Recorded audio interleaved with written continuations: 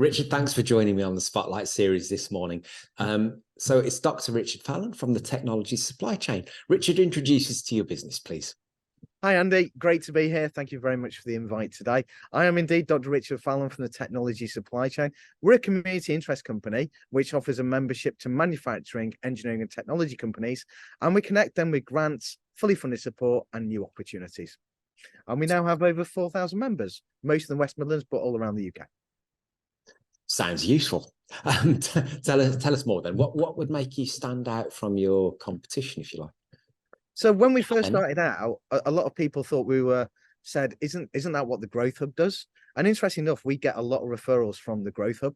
So what makes us stand out is understanding what is available, what is out there in terms of grants and support, and then understanding the business enough to say, well, actually, this would help, this would help. And I'll actually tell them what order to do the funding in and what order to do the support in, because there's things like, actually, these are a bit more lower level. When you're a bit further along, it's here. What I say we like to do is I always think about innovation as being a bit of a bridge. So you're going from A to B.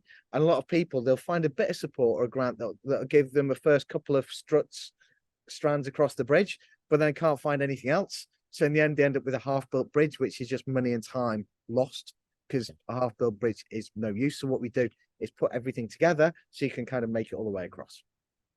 Fantastic. So where's the business going then? I mean, it's you're a couple of years in, I guess. What's the aspirations for the business for the next 5 years? Okay, so at the moment, as I said, we are growing across the UK. We want to keep doing that. We are mainly West Midlands focused. I've got a meeting today talking about starting up something in East Midlands. So we want to go there, we want to do North, and then we want to do South, and we want to cover the whole of the UK ultimately. I don't think we'll do that in 5 years, but we'll certainly have expanded out this area. The Innovation Awards, we're going to do one in Manchester as well as Birmingham next year. So the year after, we'll probably do a London and South one as well, and then we'll move into a national one. So it's really just, expanding on geographical reach, really. Can you just expand on those Innovation Awards, Richard? Because that would probably be quite useful for a lot of people watching this video. Sure. So the Innovation Awards recognize, celebrate, and reward those companies, individuals, and organizations dedicated to innovation. So we have people like yourself, Andy, who's been an excellent finalist for us, who kind of supports companies to innovate and do new things. Then we get people like Manufacturing Innovator of the Year. We've got innovation champions who help people to innovate. And then we've got innovation thought leaders as well. So we've got 18 different categories. I think we swap them around each year, so we don't tend to have the same ones twice in some cases. So but that's what it's about. So it was last week, was our last one. It will be again next year. We'll do Birmingham, Manchester, and we'll open up the nominations at the end of January, start of February. Fantastic. So anybody watching this video that it's relevant for can put a date in their diary and get applying. Absolutely. If they go to innovation-awards.co.uk, they can put in there. We had our first international winner this year from Azerbaijan. And there was a great comment from the audience overheard. Somebody said to me, "Where's Azerbaijan?" And the reply came back, "Just north of Tamworth," which I thought was brilliant. Fantastic. So what's your biggest learning since you've been sitting in the driver's seat of this one? To really have a sales and marketing process which you follow. And what I learned really was often that I always compare it to dating and getting married. I think that's an easy way of doing it. You've got to get somebody's attention, see if there's some interest, then you get the details. And if there is, you then start a dating process before you propose. You've got to do that. And I think it's getting enough people in that dating section. And you've got to give that enough time, because I think initially, as a lot of people do, you try and hurry through that. And it takes time to build trust and all of that and to work with somebody. Yeah, absolutely. I think that's a really great point. What's been the biggest challenge so far? The biggest challenge we've had for the technology supply chain has really been getting people to kind of understand, because we do this discovery call and it's free. We do it for no cost. People are convinced that we're somehow ripping them off or somehow taking money from somewhere. So I have to say, look, we don't get any commissions. We get grants ourselves, we get support from universities, and we get support from the patrons here. So it doesn't cost anything, and it's people really enjoy it. We get a lot of referrals in like a couple of calls I've started with, I actually thought this was a scam, but a friend of mine said it was really useful. And they come out and said, that was really useful, thanks. Do you know what I mean? So that has been the biggest challenge, is just that they look at you going, how are you making money? You've got to be fleecing me somehow. No, we're not. We're not. Great. Okay. Yeah, that education process, it's an interesting challenge for most businesses, actually, isn't it? Yeah. So yes. If you were sitting having a conversation with your 18-year-old self, with the benefit of the knowledge you have now, but with no regrets, obviously, because we can only do what we can do at the time when we make the decision, what would you say to yourself? That's a really good question. I actually think I would have suggested to myself to have got into running my own business earlier than I did, but definitely go and work for somebody. I think that helps initially just get an idea what business is about.